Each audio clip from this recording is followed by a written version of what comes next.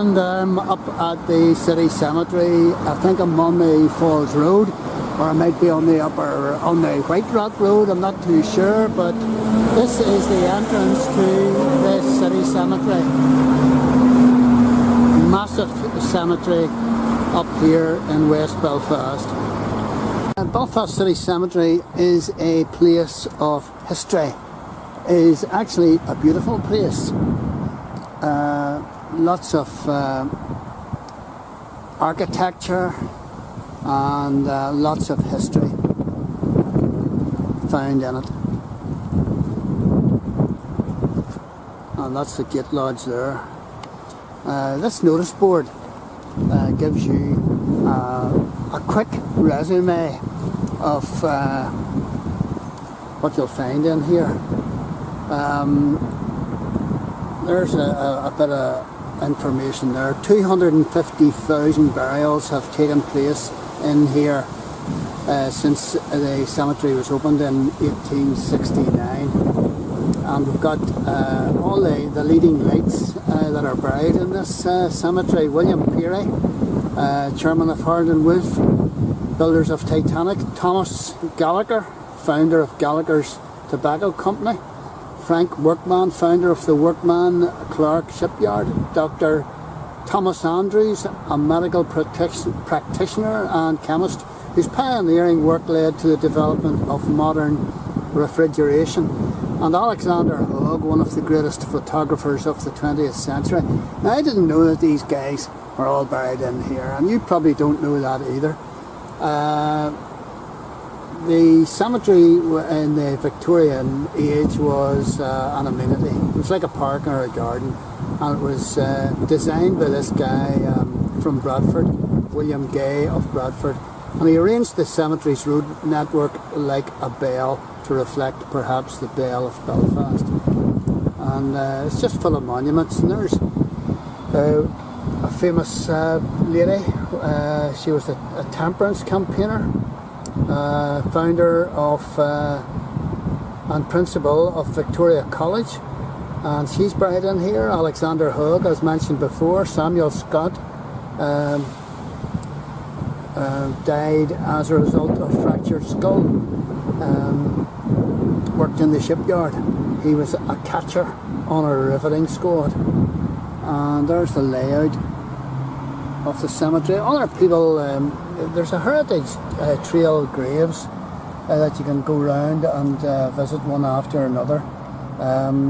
Samuel Scott, Alexander Hogg, Margaret Byers, Alexander Herdman, we've heard of him, Edward Harland, the Herdman Dock, Thomas Gallagher, Frank Workman, Herbert Harvey, George Ben, William Peary, Gustavus Hind, Robert Thompson, William Lynn, Robert Welsh, Sarah here, and Vera Foster. Now, Vera Foster was big in education, if I remember right.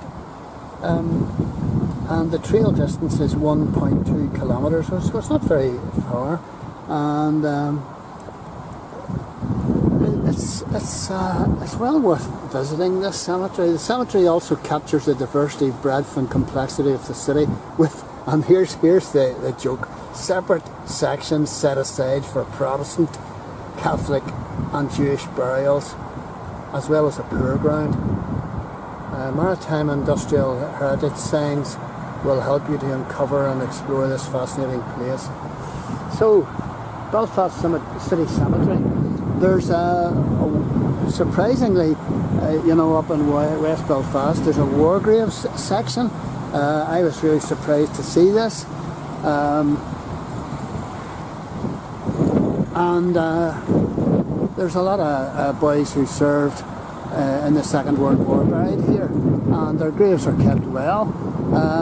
And then there's a grave way up in the middle of the cemetery dedicated. Well, it's a joint grave. There's a big mound, and apparently it was a children's home in the centre of Belfast that was bombed in the Second World War, and there's about 40 children buried in that cemetery, or part of the cemetery.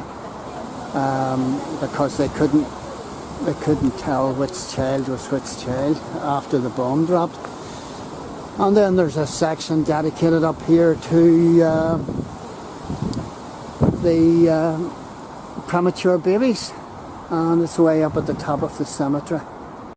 So I'm looking out from just the entrance, and I'm looking out onto the Falls Road, and then those cars going up along here, going up the White Rock. And this is the cemetery gate lodge. And this is what you get whenever you come in and call in at the gate lodge. Very helpful. This is the grave plots basically, and it identifies all the important areas. And you're also given one of these. It's a Maritime Industrial Heritage Trail, and if you want to find out about the city founders of Belfast, this is the trail to take. But better still, if you sign yourself up for a trip round the cemetery. A lot of famous people in here.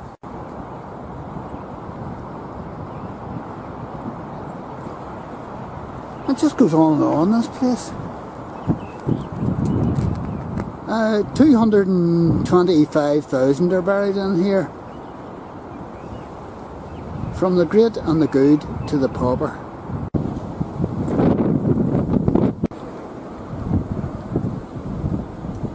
Apparently this graveyard is 120 odd acres in size. It is massive, and that's why you need a wee map.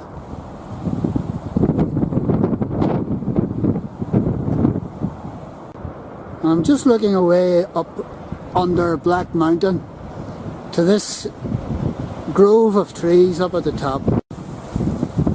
Yes, this grove of trees up at the top holds special place in the hearts of many mums and dads. They are where the newborn babies or stillborn babies, I think they're stillborn babies, were placed in unmarked graves, I believe.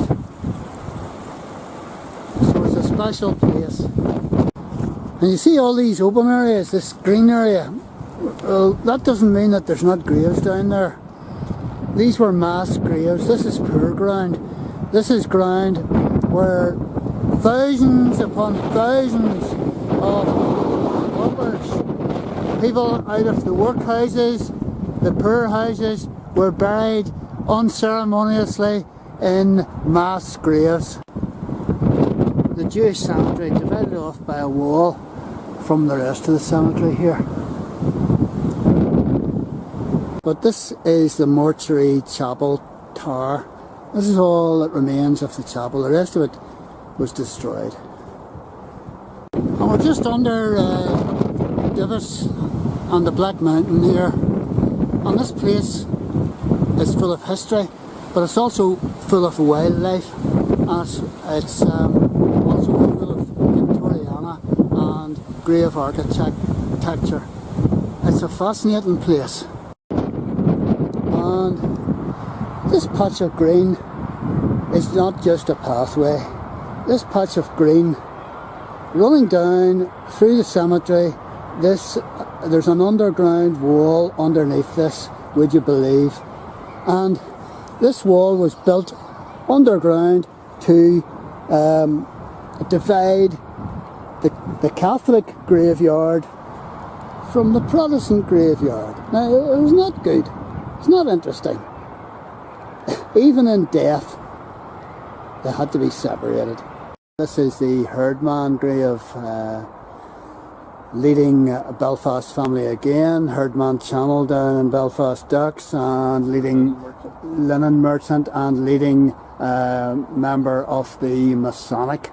A lot of these families were connected to the Masonic. So, up at the top. Yep. And this is grave tour director Tom Hartley's favourite grave, because he likes trying to work out all the Masonic inscriptions. And this guy, Hugh McDowell Pollock, was associated with government, but the Pollock Dock down in Belfast Docks is named after him. The Woodman Monument is Egyptian and rivalist in style and carries intriguing motifs which appear to be Masonic in origin. A lot of these boys were connected with the Masonic. I'm just at the steps in the cemetery here, and there's a lot of vaults in here, and this one at the start is significant. This is Thomas Gallagher. Manufactured cigarettes, give jobs to a whole lot of many people in Belfast. And just over along on the other side of the steps, we come across this significant grave. This is the grave of the founder of Harold and Wolf.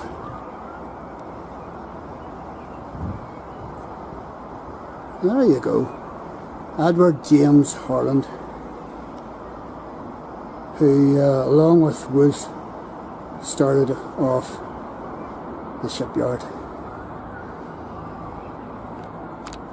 And I'm trying to avoid the wind and the rain, but I've come across two more significant graves. This is Robert Thompson's grave, and if you know the Titanic area, this man was responsible for I don't know, the Thompson Dock was named after him anyway. So he was a bigwig member of Her Majesty's Privy Council, Minister of Education, blah blah blah. So the Thompson Dock down at Titanic was named after him.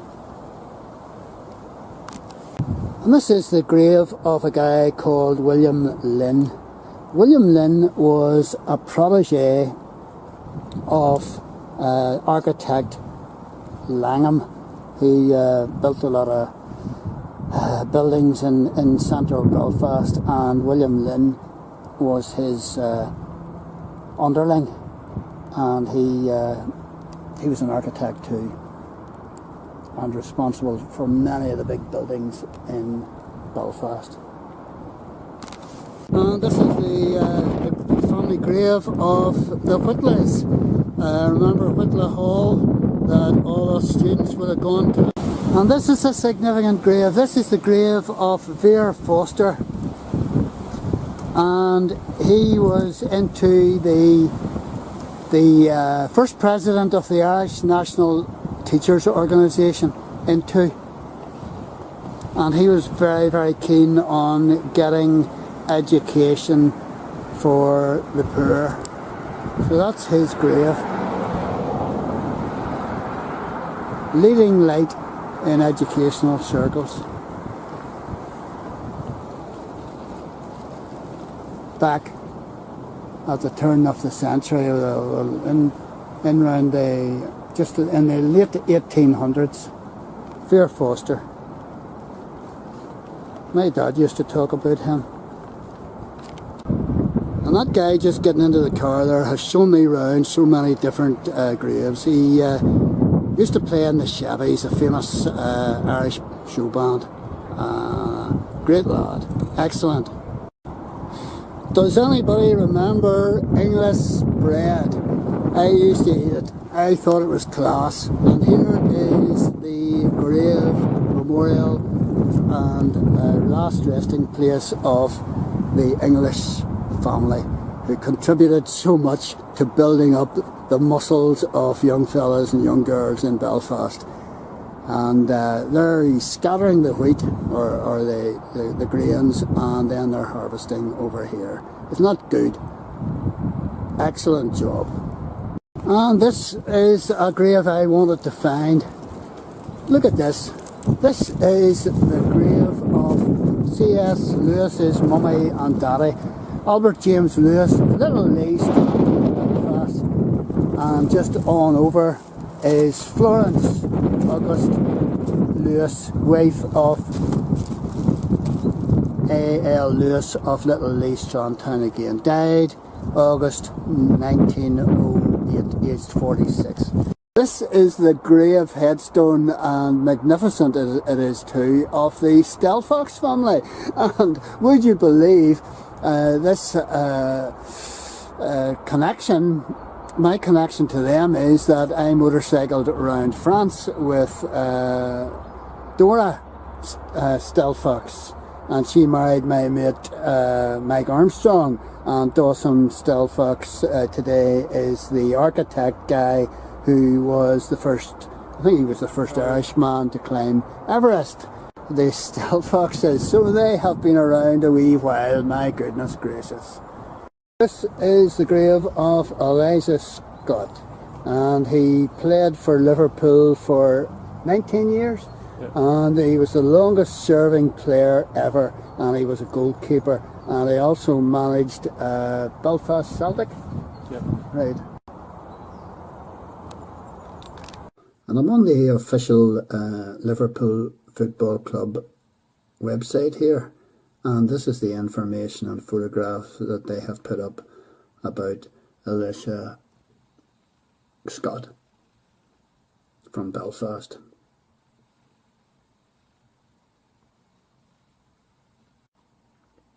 And it says, the legend of Elijah Scott will live forever in Liverpool folklore.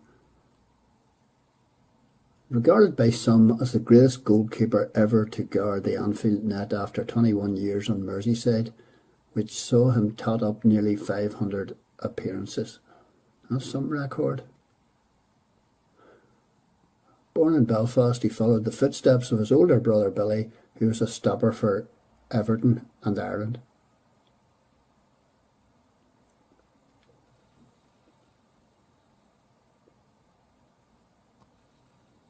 So I'll just run the video down over this info.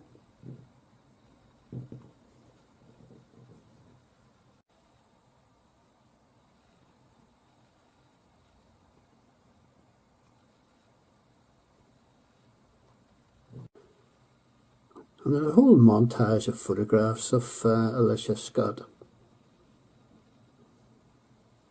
Look at the old ball that he's holding.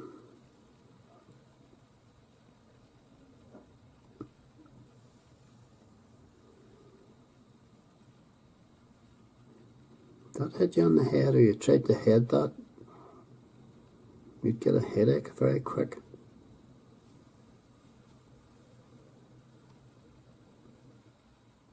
The grave here is architecturally significant, and they've cleaned the bottom part of it here. The guy died at the age of 103 in 1973. And it's got vines or ivy growing up the side there, and it's got fancy lettering, and it's J.C. Carson grave.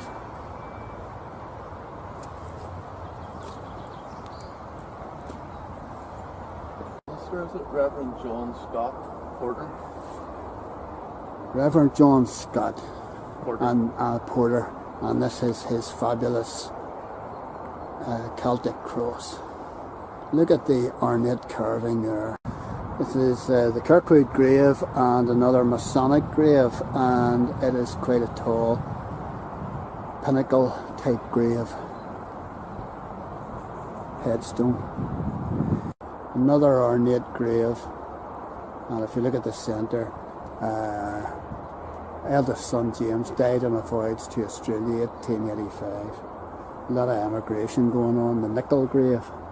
Another interesting grave here, Celtic cross, with a lot of detail on here. This is the Lipsey grave dating from 1872, and look at it. Look at the stylized Egyptian structure of the architecture, and we're hoping that somebody good is going to clear that someday so we get a proper look at it. But an amazing structure. Another fabulous grave headstone here, and this is the English family. I think they were connected to the English, the bread makers.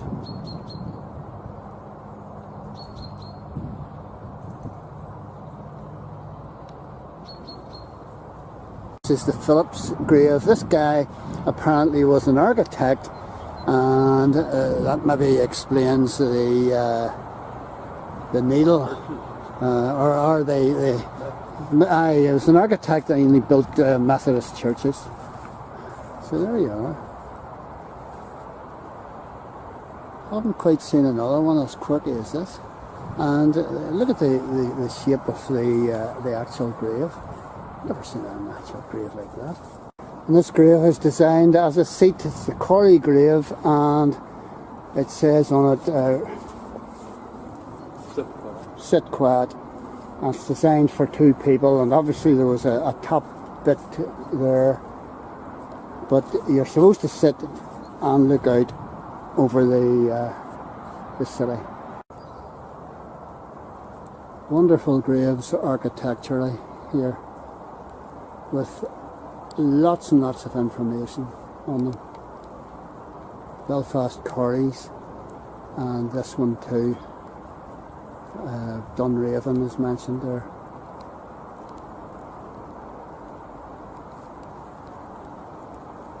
And people from Northern Ireland or Ulster got everywhere. Here's a lady who was a missionary in Brazil, and the Portuguese says not dead but sleeping. Called home January 5th, 1899, and there's another Brazilian grave across the road here. This is the Harper grave, and William Ware died in New York, 1886. And this is another missionary grave. This couple served as missionaries in Damascus, Syria. So again, people from Ulster got everywhere, and there's an Arabic inscription. God is love in Arabic. It's not interesting.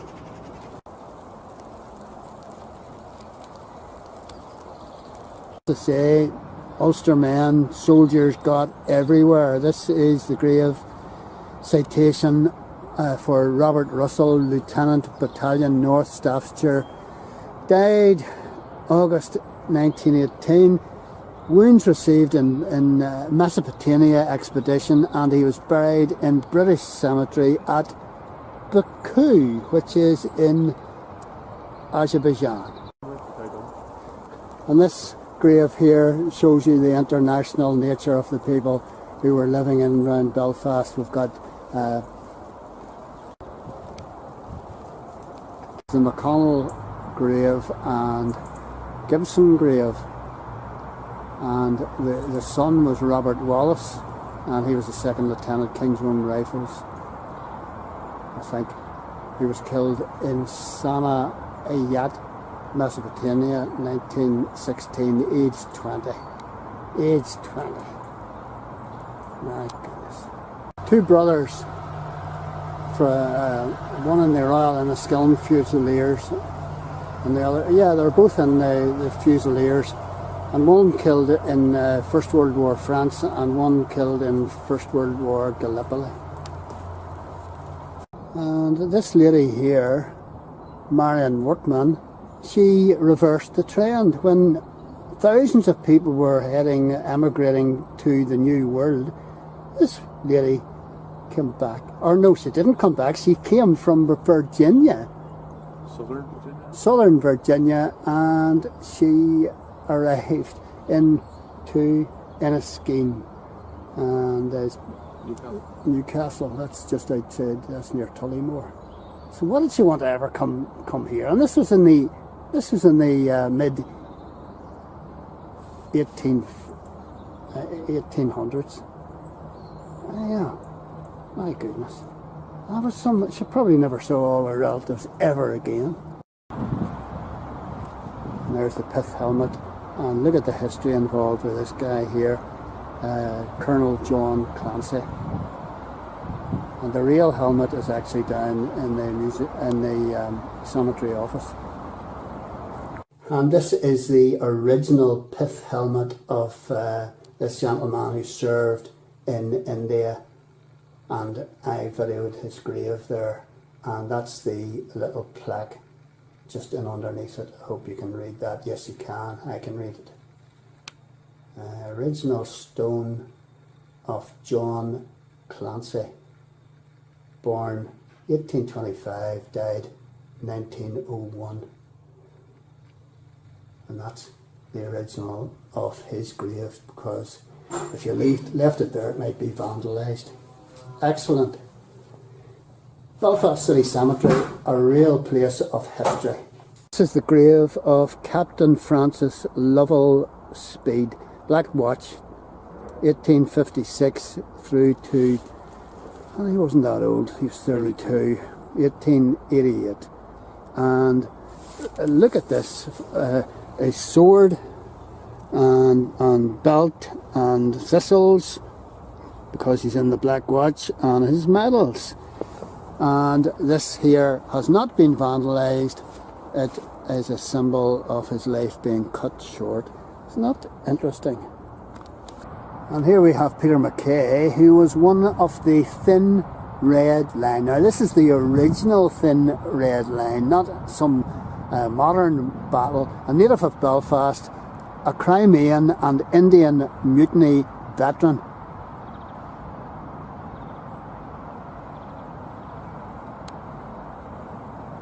And this here is a First World War commemoration wall, and on it are the names of a lot of the guys who died in the First World War.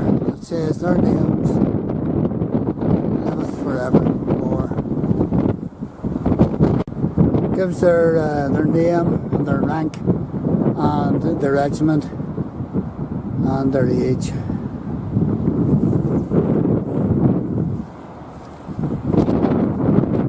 Two brothers killed in the First World War. One was in a Canadian infantry and the other one was in Royal Irish Rifles. From East Belfast. And they were from East Belfast. And they're buried up here. And you wonder why. A silly grave. This is the McElroy grave headstone. And John McElroy, Corporal, killed in action, Hooge, 1915. And Samuel McElroy, Private, killed in action at the Somme, 1916. There, this First World War was just carnage. Interesting grave here, talking about James Green, who was submarined in 1914. I don't think they'd invented the term torpedoed or whatever. He was submarined. One of the earliest First World War graves here in Belfast City Cemetery. And here's the Land's grave, and again another two brothers killed in First World War action. One was a captain at the age of 24 when he died, and one was a lieutenant at the age of 21. This Celtic cross commemorates a World War II fatality, squadron leader, and then this cross erected, and another workman, Edward Workman, lieutenant, and he was in the Royal Irish Rifles, and he was killed after the Titanic in the First World War.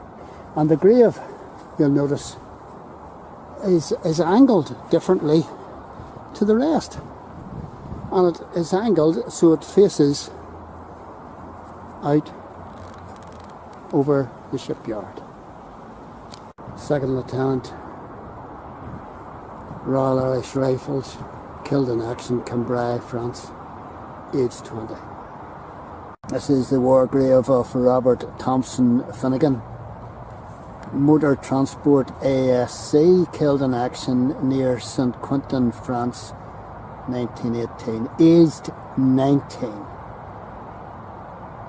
And this is Nurse Gertrude Annie Taylor, who was a nurse in the Voluntary Auxiliary Detachment in the First World War. And very rare that I would ever come across any ladies' graves that are associated with First World War. She lived in Strathern. She lived in Strathern. 1st of July 1916, aged 18, Robert Gibson, and that was at the Somme. This is William Smiles, Captain Royal Irish Rifles, killed in action at Villiers in 1916, age 34, and then Samuel Smiles, second lieutenant, killed in action Flanders, and then that was in 1917. Then Lieutenant Colonel Sir Walter Smiles, and he died at the Princess Victoria sinking, 1954. And another military death here of a guy who directed coastal defences, and it's also got "They shall not grow old" inscription up on the cross section of the cross. Never seen that before. Naval grave, obviously, with the anchor and the rope tangling up the anchor symbolises death. A historic grave here. This guy. Also her son, Frank Houston, lost on the SS Lusitania, 7th of May 1915, and that's the military action by the Germans. They torpedoed the Lusitania, and America came into the war because of that. I don't know if you can make this out. Sadie Hale, and she also died on the Lusitania, the sinking of 1915, and she's commemorated. This is commemorated as a war grave officially. We have a naval captain, Captain Andrew Davison, died March 1919, age 77, and he was captain. And his son was a captain, and his son Andrew was a doctor on the SS Sherbro. Died at sea, buried at Sierra Leone, age 25. The inscription down beneath. This is interesting. Willie died whilst a prisoner of war on board a Japanese ship and was buried at sea 29th of September 1944, age 33, and his wife. So his wife died 6 years later. My goodness. Just so much tragedy in here. Herbert Clifford Harvey went down on the Titanic. He was an engineer, RMS Titanic. And this is his memorial on the family grave. Here's another war grave, the McNabneys, killed in action July 1940. That was the son on the HMS Foylebank, and also dear husband,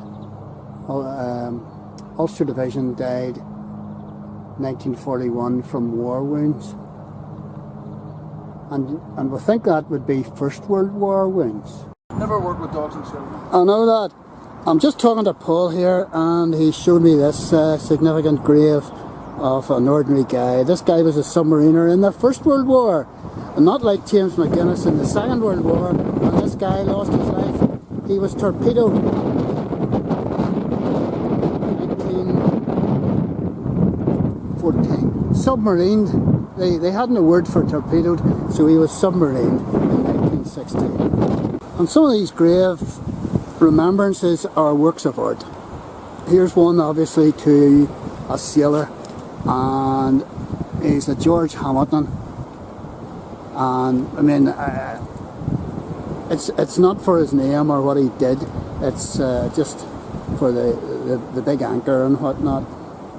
I'm taking this. architecturally significant. This is the Tyrrell family grave, and a lot of these boys were in the early RAF, and here we have Captain Walter Tyrrell, aged 19, and he was a captain and killed in action in France, and his brother, Royal Irish Fusiliers, France again. And this boy here was in the Air Force, and this one was on the ground. And the whole lot, or no, Flight Commander, Royal Air Force as well, sorry. There you go. Until the day break and the shadows flee away. So many young lives lost all those years ago. There's a lot of naval graves in here. And this guy here, Adam Alexander Lachlan, died December 29th, 1893, late captain of the Indus Steam Flotilla. So there you are.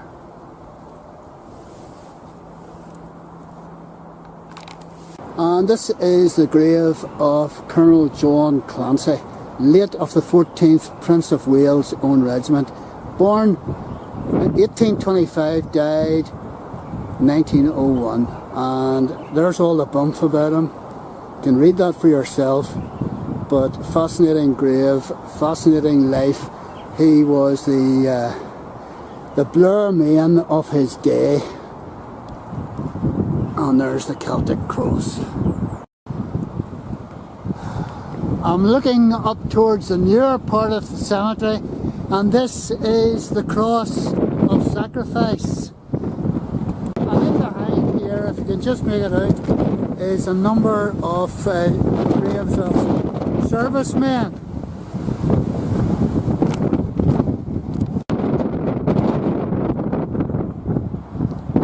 Age 33, age 33, age 25, age 28. And you know what? I've discovered a stack more war graves. There's stacks of them here.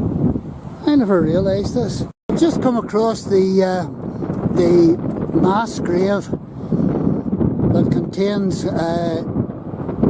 it's just a mass grave, contains the remains of those 123 citizens of Belfast, men, women and children, killed in an air raid by a German bomber on the night of Easter, Tuesday, April 15th, 1941. No one at that time was able to identify, and 31 such so killed on May 4th, 1941. They are buried in this plot. Since by man came death, by man came also the resurrection of the dead. We sorrow not, even as others which have no hope. And this is the mass grave of those 141 folks that were killed in the Blitz, and they couldn't put a name to the bodies, so they're just buried in here. And I think the bomb hit a children's home as well, so it wasn't very nice. But this is a wee remembrance to them. A headstone with a very strange family name of Dogen. I'm not too sure where that comes from. And the grave of two children, 11 and 5, who died as a result of enemy action, 16th of April 1941, and that's the Belfast Blitz.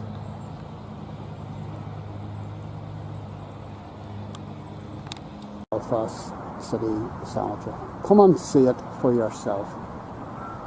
A place full of surprises. This is Peter's book.